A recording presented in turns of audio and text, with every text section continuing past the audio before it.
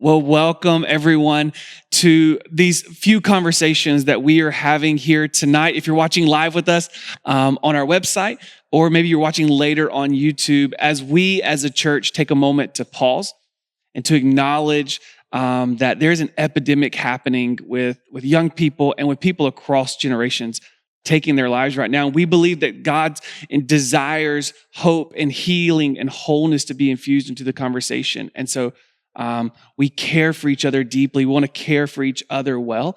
And so tonight we're going to have three different conversations, or today we'll have two conversations, one tomorrow night. And so tonight we're going to have a conversation around students and around the epidemic of suicide.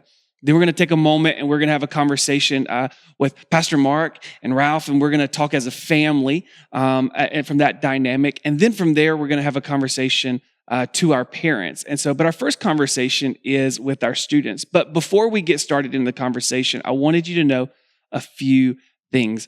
And first is this, that as we talk about this very difficult but real subject, it may cause things to kind of well up within you, anxiety to come up, questions to come up, and you may need to talk to someone.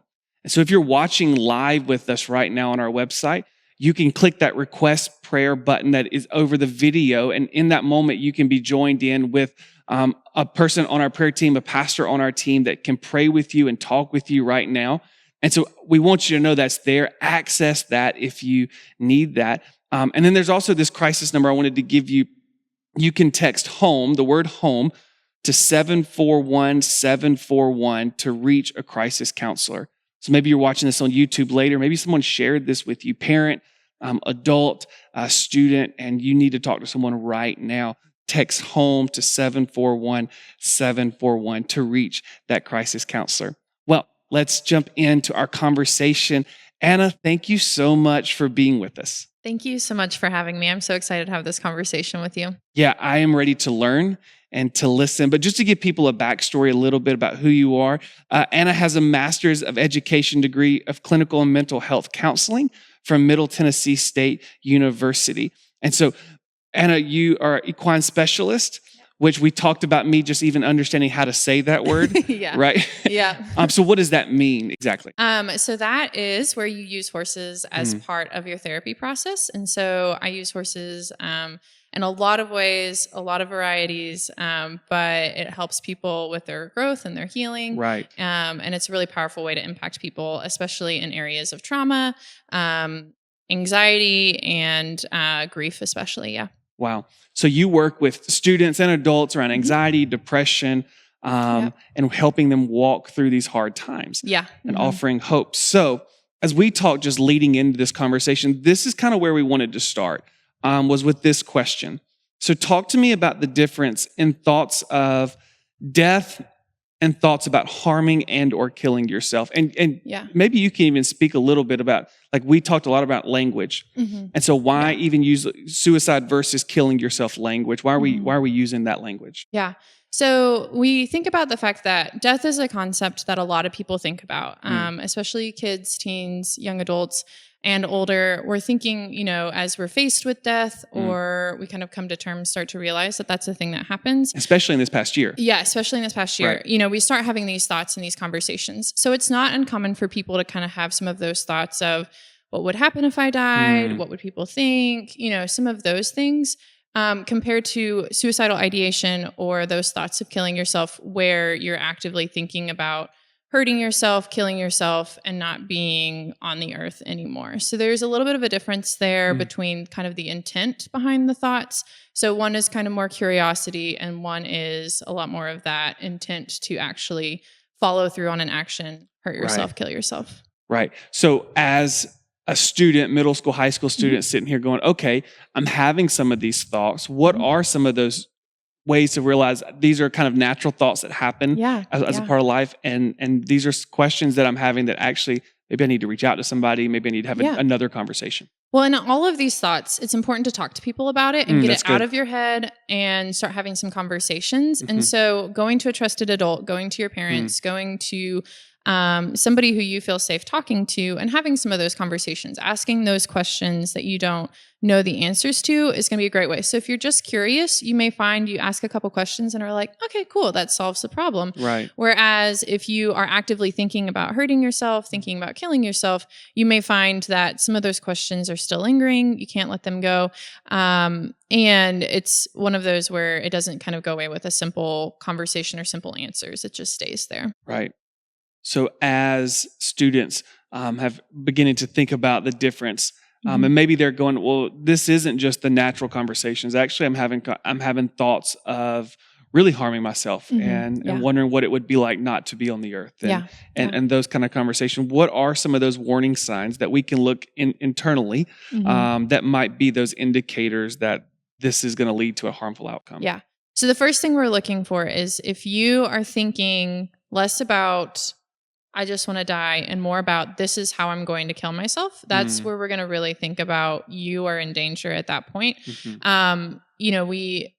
Anytime it swaps to that, we're thinking about an active plan. That's where we're going to get really kind of making sure that you have people to talk to, you have someone to go to. Any of these, again, at any point in this line of thinking, go and talk to somebody. Right. But if you're at that point where you're like, this is exactly how I plan on doing it, you're probably not very safe for yourself. Right. The other things we're looking at is if you're feeling really hopeless, if you're feeling depression or high amounts of anxiety, if you've had a recent trauma or recent death in your, life, if your personality, if you kind of notice your personality's changed and so you're a different person, any of those things can be signs. And then the most important one, of course, is if somebody goes and says something about, I feel like killing myself. That's a really important sign that someone's thinking about that. So those are some of the things that we kind of look for and you can look for in yourself of like, am I noticing any of these things have changed for me or are coming up in a major way? Yeah, I want to switch a little bit in that because so often our conversations with students,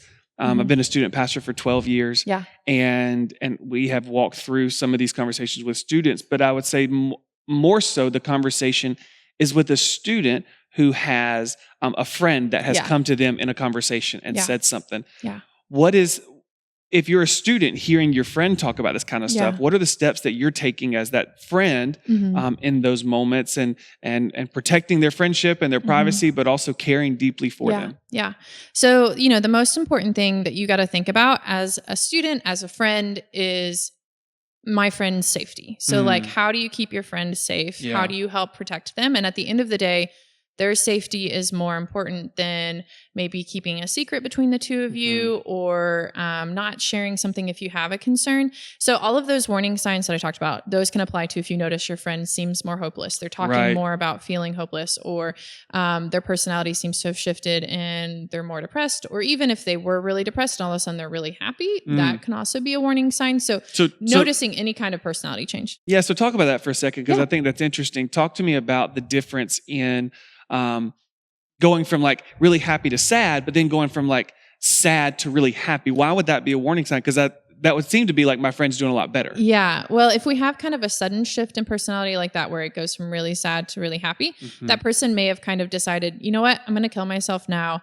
And they feel peaceful about it. It kind of takes some of the weight off their shoulders. Wow. They kind of see that end in sight. And so there's a little bit of that like, whew, I feel way better. So they might shift. Right. Now, that's not always going to happen right before someone commits suicide, but it's one of those things where if you notice, it might be something to be like, hey, are you feeling okay? Like what's going through your head?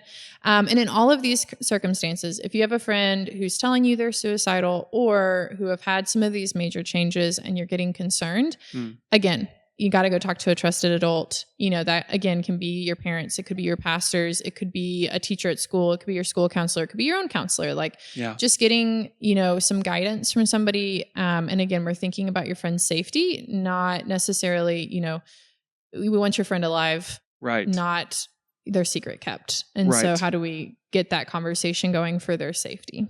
Yeah. Cause letting that secret that they told you, you letting a trusted adult know is really a way of loving them in that moment because you so deeply care about them. Yeah. And so letting somebody know, yes. So we talk about like dialogue and having that conversation. So let's go back to a student is listening to this and they're the one struggling in that moment. and they're the ones having thoughts of self-harm or suicide or across those boards. As they begin to, we even talked about the crisis number at the top, right? And we talked about right now, if you're live with us, hit that request prayer button. It's just going to put you in a conversation with somebody that can help. Yeah. So where does the dialogue begin with the person? How could I've never told my parents about this. Yeah. I've never told anybody about this. There's so much fear involved in that. How do I even have that dialogue? Yeah.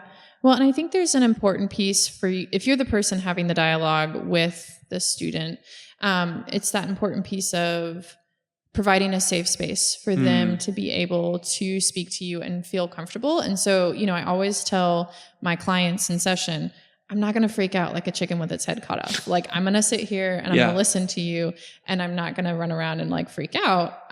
We're going to make sure you're safe.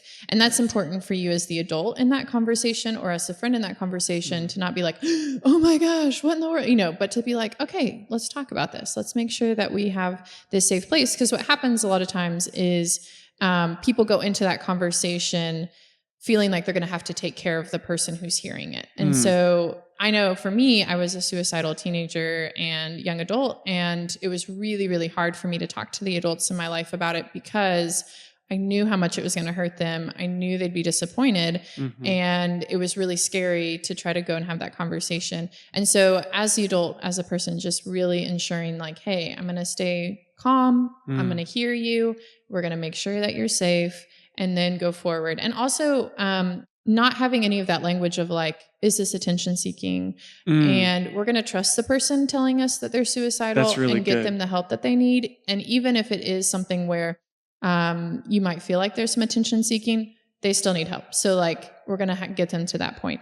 As a teen going into that conversation, being honest is super important. So if you're talking to that trusted adult, if you're talking to somebody that you feel like you can be honest with, being honest and saying, hey, I do have a plan. I've been thinking about X, Y, and Z, or I don't have a plan at this point, but I don't feel safe. Being clear in those things can really help those adults get you the help that you need. Right. And I think that's, so to the student that says, or is dealing with the thoughts of, I'm always going to struggle with this. Yeah. I'm always going to feel like this. I'm always going to feel this anxiety, this depression. And so what's the point of telling someone?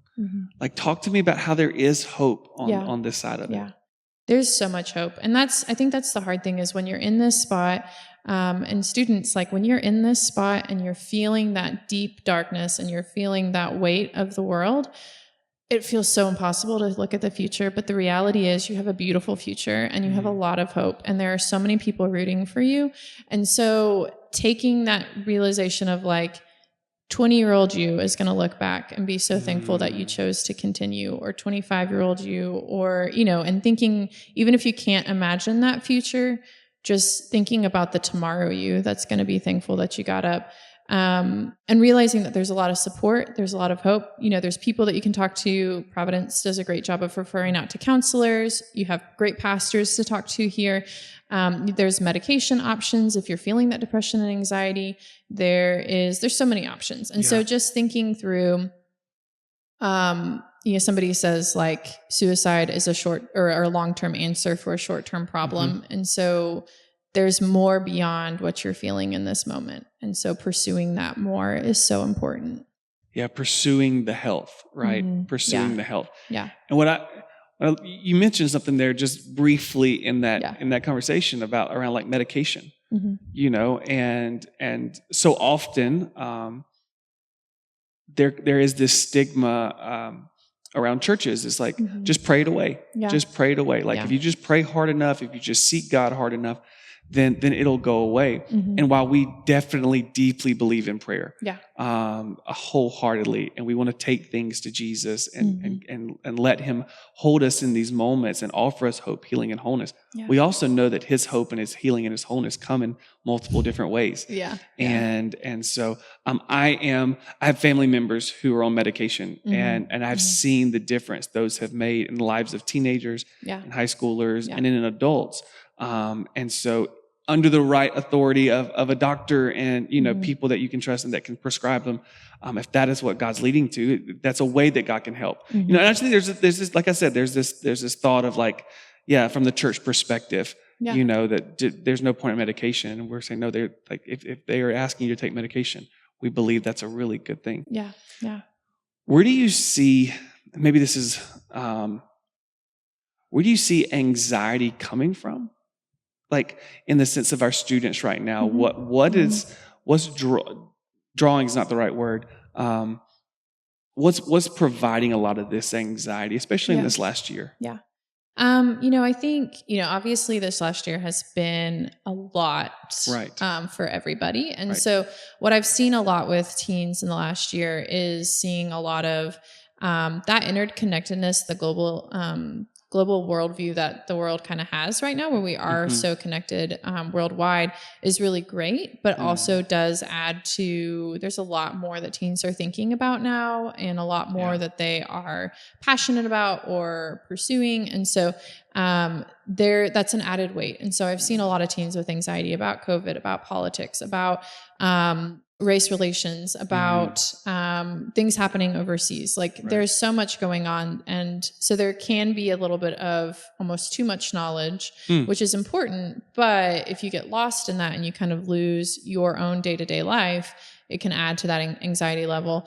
And then also social media is, as much as it is a blessing, it's also a huge curse. And so I've seen so many teens who this year, especially with the new forms of social media that have come out, finding so much more anxiety with body image and with just value and worthiness. And so that's one of those things that, like, taking some social media breaks is a great option and hard to do, but really good. Right. And then, also just seeing as your family tension rises, as, parents lose jobs or someone's sick, or you're worried about, health of your family, or all of that's added to the teens' anxiety as well. Right. Yeah. Yeah, I think to watch the teens take on not only the stress of the global epidemic and the global everything going on in the world, but also taking on the stress of mom and dad and what they're walking through, and students see that, right? Students 100% see that kind of stuff. So again, I want to give some practical tips here. If the student is looking at the global world and all that's going on, and we as adults are having a hard time understanding this, right? Yeah. But then we're watching the tension in the house, and tension not in the sense of like a bad tension of like mom or dad may have lost their job, those kind of things that are just stress them naturally. How would I take a conversation of what I'm dealing with to mom and dad who are dealing with their own? I don't want to put stress on them. Yeah. Well, and I think it's one of those where realizing that your parents care about your health and safety, and like if you're feeling stressed, they want to know how to help. And so going to mom and dad and saying, you know what, this is really overwhelming. Like, can we talk about this more? Or having those conversations. If you feel like your parents are not in a position to hear you well, then again, that's where going to another safe adult. So your pastors, a teacher, a school counselor, your own counselor, finding an outlet for you to have that conversation, and an outlet that's beyond like your own circle of friends that are your own age, because they may be in the same boat that you are. They may not be, they may be struggling with the exact same things as you, which it's nice to have that, like, hey, we're both struggling. Yeah. But sometimes we need that other perspective. And so going to an adult, going to your parents, and having that conversation and just saying like, hey, this is something that's hard for me. I'm processing this. Can you hear me out? Can we talk about this? All that. How have you seen a student dying by suicide affect their circle of friends and those that are doing life with them? Yeah. It is such a hard situation because there's a different kind of grief there, because you're grieving not only the loss of a life, and it's similar in a lot of ways to like other death of young people, but there's so much grief of what could have been and the life that they could have lived, but also for most of their friends, there's that question of like, what could I have done? And you don't leave, with suicide, you don't leave a problem solved. You leave a lot of unsolved problems. And so your friends are questioning what they could have done. What did they miss? How did they not hear you? And sometimes it kind of leads to this ongoing circle of suicide, because sometimes one person committing suicide makes it look like the right answer to another person. And so there is that piece of, I don't know if I've ever seen a circle of friends be like, yay, better for them, good for them. There's always a deep sense of loss and a deep sense of like, what did I miss? What did I do wrong that led to this choice? Yeah. So you mentioned earlier about your own struggles in this as a teen and young person. Are you comfortable sharing any part of that with us? Yeah. So I struggled with this from a very young age up until young adulthood. And it was, when I was younger, it was more of that question of like, well, I just would rather not live. And it wasn't ever a, active plan or an active choice, but it was more of just like, it'd be really cool if I didn't wake up tomorrow. Like, it'd be really great. And I'd lost a lot of people in my circle at a young age, and also just dealing with my own depression and anxiety and all that kind of stuff. And as I got older, I would be like, yeah, I've got this under control. I don't need to talk to anyone about it. And I even went to see a counselor when I was right when I was graduating high school. And I did not tell her that I was struggling with that thought at all, because I was like, she doesn't need to know. She'll be fine. Now as a counselor, I'm like, wow, she needed to know. I'm the worst. But it's one of those where in adulthood or young adulthood, then at that point was when I started having active plans and had I almost attempted, it got postponed because another friend had lost a friend to suicide. And so it kept me from making the choice that night. And then eventually I was like, oh my gosh, what did I do? And chose life at that point. But it was one of those where my big thing was I never spoke to anybody about it. And I was one of those people that was able to hide what I was feeling. No one knew what was going on. And when I told people later, there was just this deep amount of hurt where they were like, if we had known, we would have done so much. And so that's where I really come at it with it. You've got to talk to people. You've got to go have those conversations. And there's hope. Like, me at 19 would never have said that I would be sitting here having this conversation. I didn't think I would be alive at this point. And to be able to sit here and have this conversation is really cool. And to look back and be like, each piece of the journey, not that it's been easy since I was 19, there's been really hard points, but each piece of the journey has brought so much joy and so much fulfillment. And so it's been really cool to see that. So that's where, again, there's so much hope. Make that choice to live, go talk to the people that you need to talk to. It's a dark, dark place to be in, but there's so much light at the end. Yeah. So thank you for sharing that with us. So we talked, you talked about obviously talking to someone, there's a litany of people that we talked about, like your parents and your guardians, if you feel like that's a safe place, if not a trusted teacher, a pastor, like if you're watching this, a part of Providence Church, or just watching this in general, like we are here for you and we'll always be here to listen. So talking, obviously getting it out. What are some of the other ways that, lower anxiety, lower our depression? Like, what are some practical steps? You talked about taking a break on social media, maybe, and maybe not even just like the length of time we spend on social media, but like you talked about, like what we're listening to while we're on those spaces. Yeah. So that's one of those things. Like the biggest step that you can take is notice what's giving you anxiety, and then maybe step away from it. So if you notice it's social media, take a break from social media. If you find that like social media is really good for communicating with people, but you're seeing a lot of messages that are upsetting to you or not adding fulfillment to your life, blocking those messages or only using certain apps that allow you to communicate, all that kind of stuff. If you notice school is really stressful for you, it's adding to your anxiety, talking to teachers, talking to your parents about ways to do better time management or to figure out how to study better, whatever it is that you need to kind of solve. Exercise is a really good way to reduce anxiety. And so get outside enjoy some sunshine, especially now that this weather is not nearly as bad as it has been this winter. Right.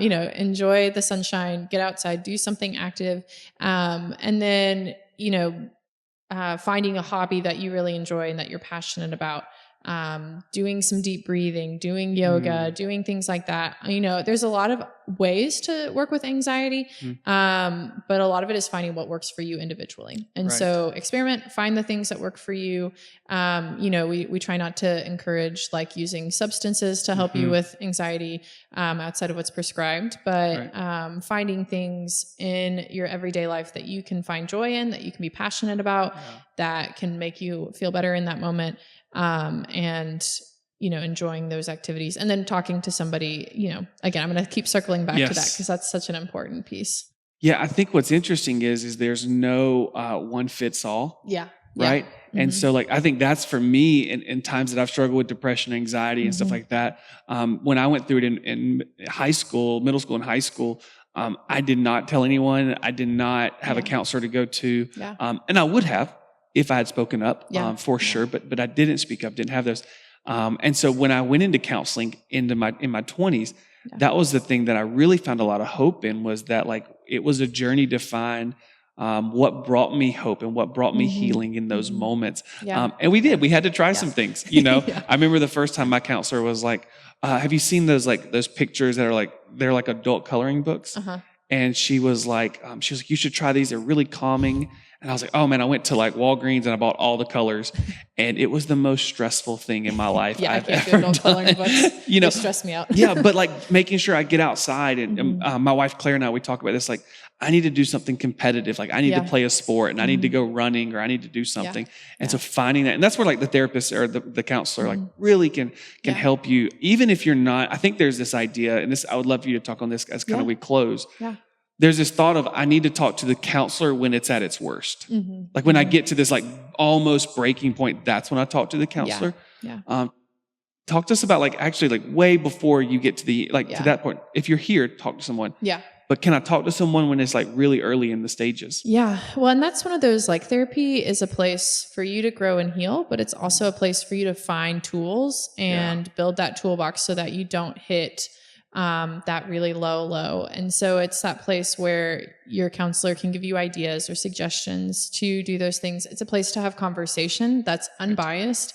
And the counselor is not going to, know the other people you're talking about. So it's a really safe place to have those conversations, get that stress out, get those, things out. But it's one of those where if you're at your lowest low, it's going to be really helpful, but it's also going to be really helpful if you're doing, you're like, wow, I've noticed I've been kind of down for the last couple months or even a couple weeks, and I just don't feel right. My anxiety's been really high. I've been having panic attacks.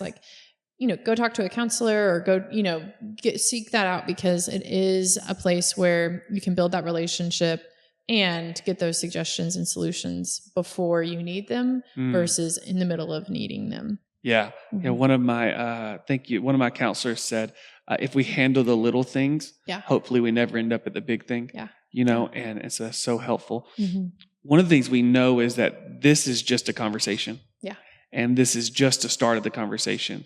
And so if you are a student and you're struggling, or maybe someone gave you this video and it's, we're sharing this in March of 2021, but maybe you're seeing this in 2022 or 2023 or years down the line. There's always steps to take. And it's not just a one size fits all. It's not a one moment thing. It's not, I listened to that conversation. But it's a journey that we walk together. It's a journey that we continue on together. And so we wanted to reiterate on this side of the conversation, that there are resources that you can take hold of and take steps in. We will say, until we cannot have any more breath in our lungs, to talk to someone that you trust. And as a student, if your friend talks to you, that you are not meant to carry all of that weight on your own shoulders. You're not meant to keep that secret, but because you love them, because they mean so much to you, we do share that with another trusted adult, a trusted leader, a pastor, a counselor, a therapist. Yeah.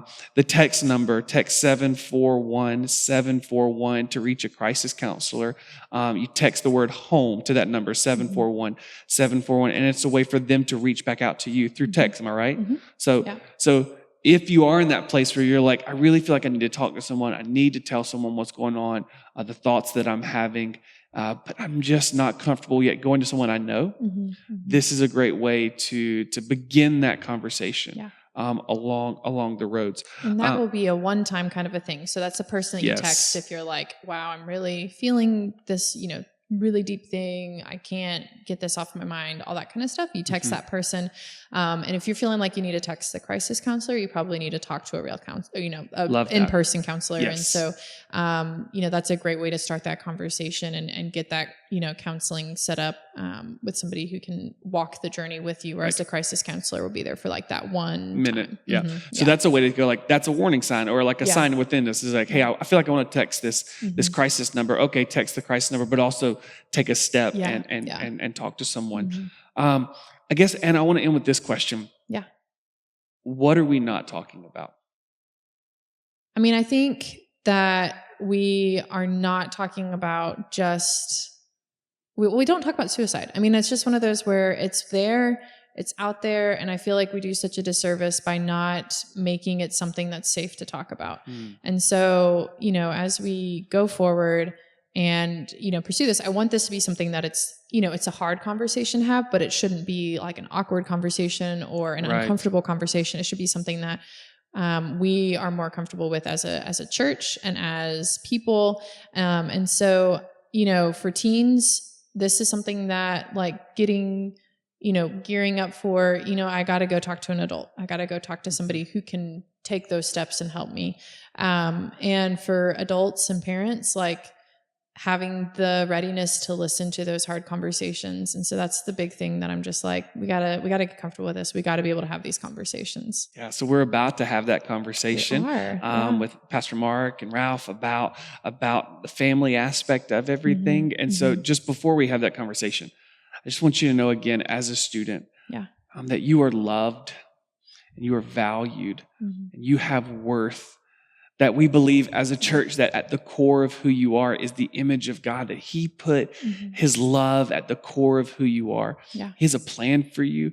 And although it is, if you are having these thoughts, it is a really dark place, and we do not minimize that for whatever reason. We acknowledge that and know that we are in this moment with you, that you have loved ones in this moment that are with you. And there is hope, there is healing, there is a light on the other side of this. And so I'm just going to be really please, talk to someone. Please do not take your life. Please do not self-harm. God has so much more for you, and the beauty of it. And I know right now it may be extremely difficult to see all of that. And that may seem like a fairy tale, that there's all that hope and light and life on the other side of that. But please, I just pray that you take those words in and reach out. So again, throughout this whole conversation, if you're live with us, that request prayer button is in there for you to talk to someone, as long as all the other resources. And if you're on YouTube, there's a list of resources in the description that you can see as well. So parents, as you have watched this with us, don't go away. We're going to kind of shift things here for a second, bring 2 new friends onto the conversation and continue the conversation. So thank you for being with us.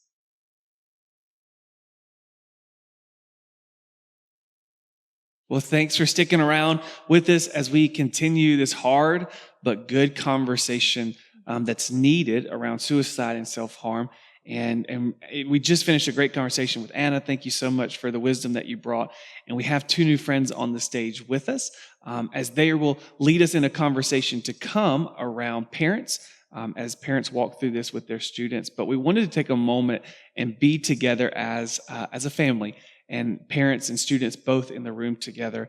And so, Mark, tell us about who we have with us. Yeah, it's so good to be with you guys for this really important conversation. And I'm glad to be sitting next to my good friend, Ralph Cook. I've known Ralph for 10, 11 years. We've been kind of sharing ministry areas together. And he has been such a support and a guide for me over the years. He's the co-founder of Lantern Lane Farms right here in the Mount Juliet community, providing help to so many people. And I'll just say this real quick. If you know anybody in your life who's just kind of like the kind of person who could just is wearing shoes of peace all the time and is just constantly bringing peace wherever he goes, that's Ralph Cook. And so important and that you're here for this conversation. Thank you.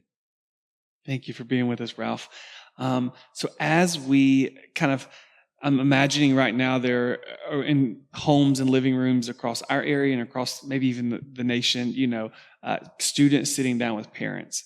Have y'all come to talk about these two different perspectives? Ralph, I'll start with you. From the parent's perspective, like what would you want to tell our students? So students, I want you to hear from me. I'm old enough to be your grandpa. And so I really want to share a couple things with you that I think is really, really important for you to know. First of all, your parents care for you. And here's the deal. They are going to stalk you. It's just what parents do. But they do that because they love you. They do that because they're responsible for you. They love you deeply. And so don't get alarmed when it feels like your parents are stalking you. They do that because they love you. Mm-hmm. Mm. They stalk you because they love you. A lot of parents are like, thank you for saying that. Thank you for saying that. Anna, what would you like to, as kind of champion from the student's perspective, let the parents know?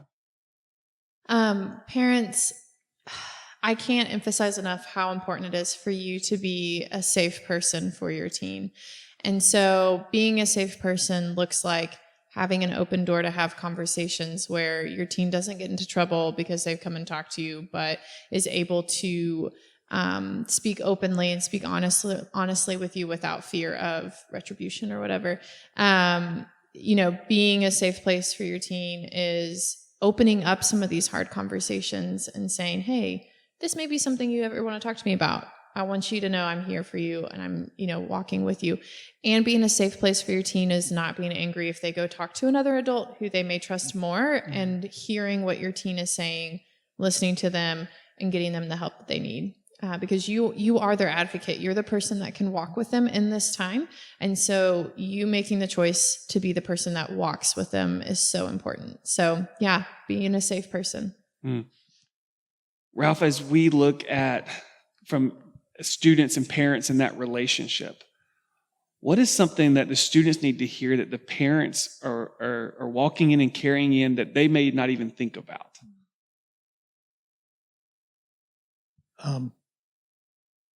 Believe it or not, students, your parents have some knowledge that maybe you don't.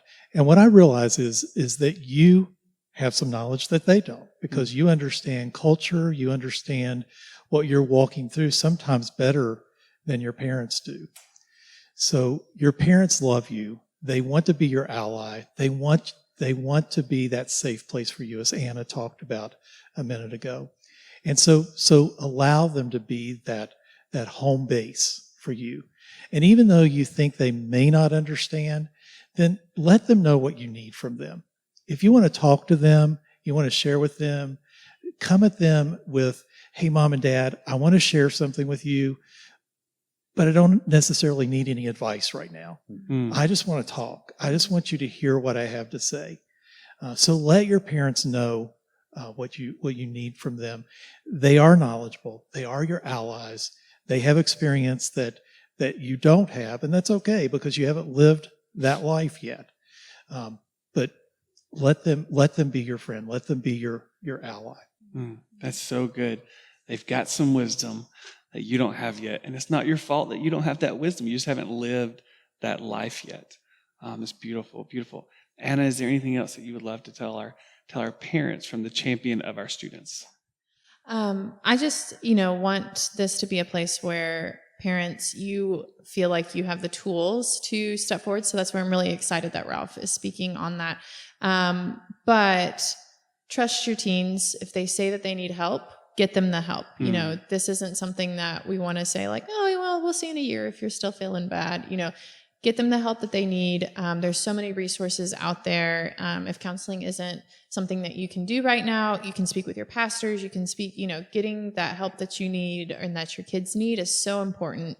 Trusting that when your teen says, I'm just not feeling like myself, something's wrong, that there is something wrong and that you need to be their advocate again and get them what they need. So, yeah. Ralph? The other thing that I would like to add to this, students, is sometimes when you're having conversations with your parents, the emotions are running high. And what I want to encourage you to do is ask your parents if you can take a time out. And a timeout means you're going to come back and talk to them. Yeah. But Mom, Dad, I'm feeling like I'm going to say something that I shouldn't say, or I'm feeling like I'm about ready to shut down. Could I just have 15 minutes? Yeah. And could we come back and talk about this? Yeah. Could we talk about this first thing in the morning? But you honor that commitment. When you tell them you're going to come back in 15 minutes or 30 minutes or the first thing in the morning, you honor that. You teach them that you can be trusted. That's what you want to do. And when you do that, then they'll allow that time out more often. Yeah. That's so good. I love that. I love that aspect of you're able to ask for the timeout, but then there's a timeline in the timeout. So it's not like we're just going to put this on the shelf and then not talk about it again, and then in 2 weeks we're like, oh, we didn't continue the conversation. Pastor Mark, do you have any questions stirring within you? Well, we've been talking about this and talking like from the family perspective. I'm just picturing conversations around a table, and how does a family with multiple children do that? Is there a role for siblings to play in the conversation and kind of helping to support one another? You're good. Okay. Well, so what I think is important is that you're doing everything you can do to create a safe place. And so if the student wants to talk to their parents alone, then I think we need to accommodate and make sure that there's that time.